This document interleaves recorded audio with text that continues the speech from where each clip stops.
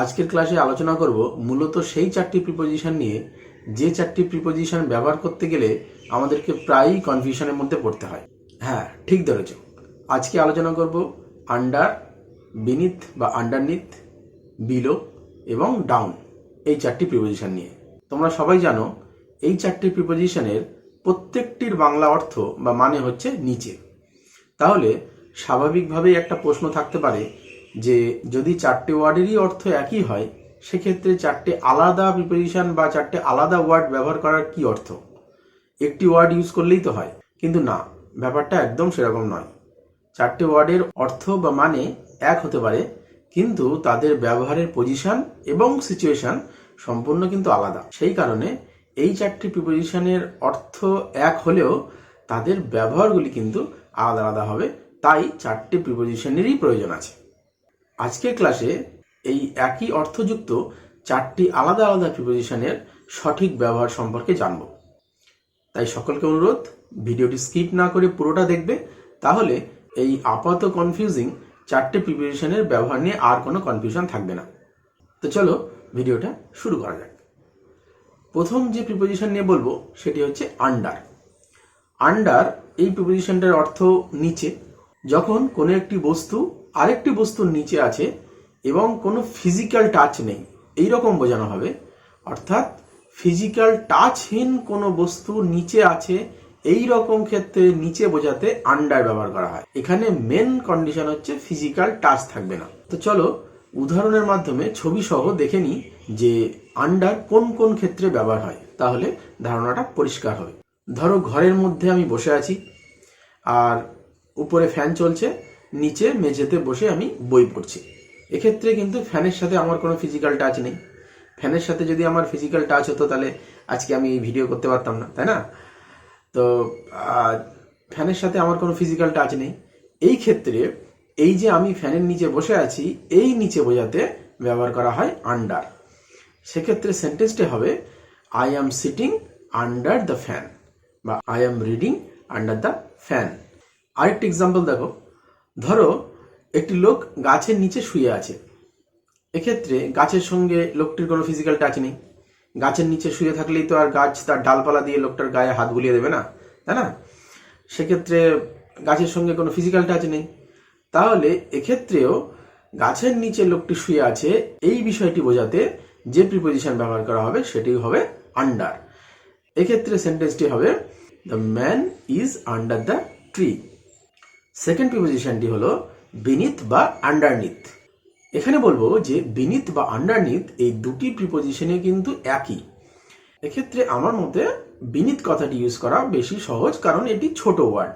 তো যাই হোক, বিনিথ বা আন্ডারনিথ এই দুটি কোন ক্ষেত্রে ব্যবহৃত হয় দেখে নেওয়া যাক। বিনিথ বা আন্ডারনিথ এই কথাটিরও বাংলা অর্থ হচ্ছে নিচে। তবে যে ক্ষেত্রে কোনো একটি বস্তু আরেকটি বস্তুর নিচে আছে এবং তাদের মধ্যে ফিজিক্যাল টাচ আছে, আন্ডারের ক্ষেত্রে কিন্তু ফিজিক্যাল টাচ ছিল না, এক্ষেত্রে ফিজিক্যাল টাচ আছে, সেই ক্ষেত্রে ব্যবহৃত হবে বিনিথ বা আন্ডারনিথ। চলো উদাহরণের সাহায্যে জিনিসটা আর একটু পরিষ্কার করা যাক। ধরো একটি বালিশের তলায় একটি মোবাইল আছে। কোনো বন্ধু বা বান্ধবীর সাথে মোবাইলে গোপন কথা বলছিলে, মা চলে এসছে, সঙ্গে সঙ্গে ফোন বালিশের তলায়। এবার এই ক্ষেত্রে বালিশের তলায় ফোন আছে এই বিষয়টি বোঝাতে কি প্রিপোজিশন ব্যবহার হবে? কারণ বালিশের সাথে ফোনের তো ফিজিক্যাল টাচ আছে, কোনো তো জাদু নেই যে ফোনের উপরে বালিশ কিছুটা গ্যাপ দিয়ে থাকবে, তাই না? ফোনের উপরে বালিশটা পুরো চেপে আছে, ফিজিক্যাল টাচ আছে। এই ক্ষেত্রে ফোনটি নিচে আছে, এক্ষেত্রে নিচে বোঝাতে যে প্রিপোজিশন ব্যবহার করব সেটা হচ্ছে বিনিথ বা আন্ডারনিথ। ঠিক আছে? তাহলে সেন্টেন্সটি হবে the phone is beneath the pillow বা phone is underneath the pillow. আরেকটি উদাহরণ দেখে নাও।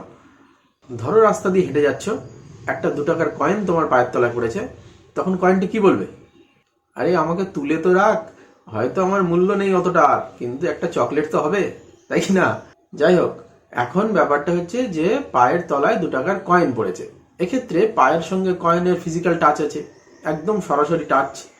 সেই কারণে এক্ষেত্রে পায়ের নিচে কয়েন আছে বোঝাতে যে প্রিপোজিশনটি ব্যবহার হবে সেটা হচ্ছে বিনিথ বা আন্ডারনিথ। তাহলে সেন্টেন্সটি হবে there is a 2 rupee coin beneath your feet. এবার চলে আসি থার্ড প্রিপোজিশন অর্থাৎ বিলো। বিলো কথাটিরও বাংলা অর্থ নিচে। তাহলে কোথায় বিলো ইউজ হবে? যে ক্ষেত্রে কোনো একটি বস্তু অন্য কোনো একটি বস্তুর নিচে আছে, সেক্ষেত্রে ফিজিক্যাল টাচ থাকতেও পারে, না থাকতেও পারে, কিন্তু প্রথম বস্তুটির সঙ্গে দ্বিতীয় বস্তুটির একটি রিলেশন আছে। সে বৈধ অবৈধ যে কোনো রিলেশন থাকতে পারে, কিন্তু একটি রিলেশন আছে। সেই সব ক্ষেত্রে ব্যবহৃত হবে বিলো। তখন আন্ডারও হবে না, বিনীত হবে না, হবে বিলো। আরও একবার বলি যে যেখানে দুটি বস্তুর মধ্যে রিলেশন আছে এবং একটি বস্তু একটি বস্তুর নিচে আছে, সেক্ষেত্রে ফিজিক্যাল টাচ আছে বা নেই সেই বিষয়টি কোনো বিষয় নয়। রিলেশন থাকলেই একটি বস্তু নিচে আছে বোঝাতে বিলো ইউজ হবে। চলো উদাহরণ দিয়ে ব্যাপারটা পরিষ্কারভাবে বুঝে নিই। প্রথম, ধরো তোমার মা তোমাকে বললো যে রিমোটটা টিভির নিচে রেখে দে। তো টিভির নিচে মানে তো আর টিভি তুলে টিভির নিচে রাখবে না, রাখবে টিভির নিচে কোনো ড্রয়ারে বা টিভির নিচে কোনো তাকে। তো যাই হোক, সেক্ষেত্রে কিন্তু টিভির সাথে রিমোটের একটি ডাইরেক্ট সম্পর্ক আছে। সেই কারণে এখানে টিভির রিমোটটি টিভির নিচে, এটা বোঝাতে বিলো ইউজ হবে। The remote is below the TV.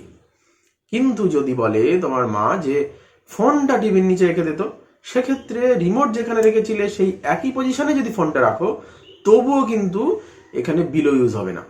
কারণ রিমোটের সঙ্গে টিভির সম্পর্ক থাকলেও ফোনের সাথে কিন্তু টিভির কোনো সম্পর্ক নেই।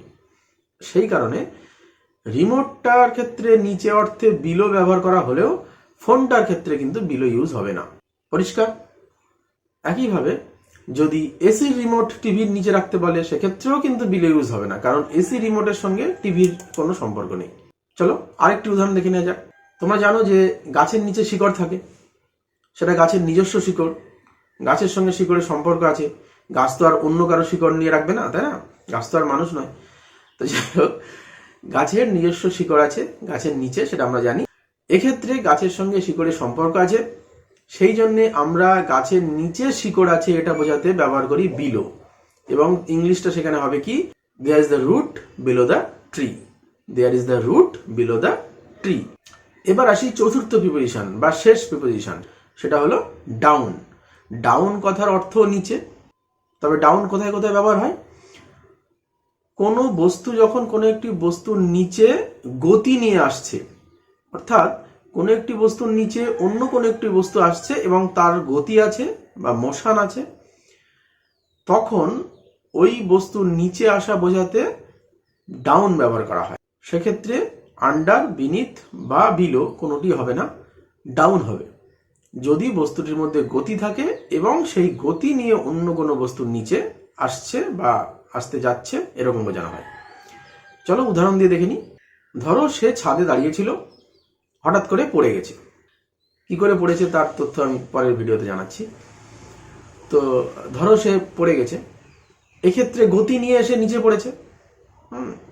সে তো আর ম্যাজিক জানে না যে উপর থেকে পড়লো আর নিচে এসে থামলো, একটা গতি নিয়ে পড়বে। সেই জন্যে তখন এই গতিযুক্ত নিচে পড়া, এইটিকে বোঝাতে হবে ডাউন। সেক্ষেত্রে সেন্টেন্সটা হবে he fell down from the roof. বোঝা গেল? চলো আরেকটা উদাহরণ দেখে নিই। ধরো তুমি রাস্তায় যেতে যেতে একটা গাছ দেখলে। এখন তো প্রচন্ড গরম, দেখছো বাইরে প্রচন্ড গরম। তো একটা গাছ দেখলে, হ্যাঁ গাছ অবশ্যই দুদিন পরে আর দেখতে পাবে না, একটু এখন দেখে নিতে পারো, কারণ যে হারে গাছ কাটা হচ্ছে গাছ আর দেখতে পাবে না। তো যাই হোক, ধরো একটা গাছ দেখলে, এখনো আছে দু একটা। তো গাছ দেখলে, এবার গরম লাগছে পাশে, তো তুমি ছুটে গাছের নিচে আসতে চাইছো, কারণ গাছের নিচে ঠান্ডা হয় আমরা জানি, তবু আমরা গাছ কাটি। যাই হোক, তো হচ্ছে গাছের নিচে আসতে চাইছো, সেক্ষেত্রে কিন্তু ইংলিশটা হবে গাছের নিচে আসা। এক্ষেত্রে ইংলিশ হবে যে I am coming down the tree. এক্ষেত্রে আমি একটি গতি নিয়ে আসছি, হেঁটে আসছি বা দৌড়ে আসছি, সেক্ষেত্রে হবে কামিং ডাউন দ্য ট্রি। এক্ষেত্রে কিন্তু আন্ডার, বিনিথ বা বিলো কোনোটি হবে না, এখানে হবে down the tree. I am coming down the tree. তো ব্যাপারটা নিশ্চয়ই পরিষ্কার হয়েছে। আশা করি এর পরবর্তী ক্ষেত্রে আন্ডার, বিনিথ, বিলো, ডাউন এই চারটি প্রিপোজিশন নিয়ে আর কোনো কনফিউশন থাকবে না। যদি ভিডিওটি ভালো লেগে থাকে তাহলে অবশ্যই একটি লাইক, শেয়ার এবং কমেন্ট করবে। আর যারা আমার চ্যানেলে নতুন, তারা অবশ্যই চ্যানেলটিকে সাবস্ক্রাইব করে পাশে থাকা বেল আইকনটি প্রেস করে রাখবে, যাতে করে এই চ্যানেলে যখনই নতুন কোনো ভিডিও আপলোড হবে তার নোটিফিকেশন পেয়ে যেতে পারো। তো চলো আজকে এই পর্যন্তই। ভালো থাকবে সবাই, ধন্যবাদ। you.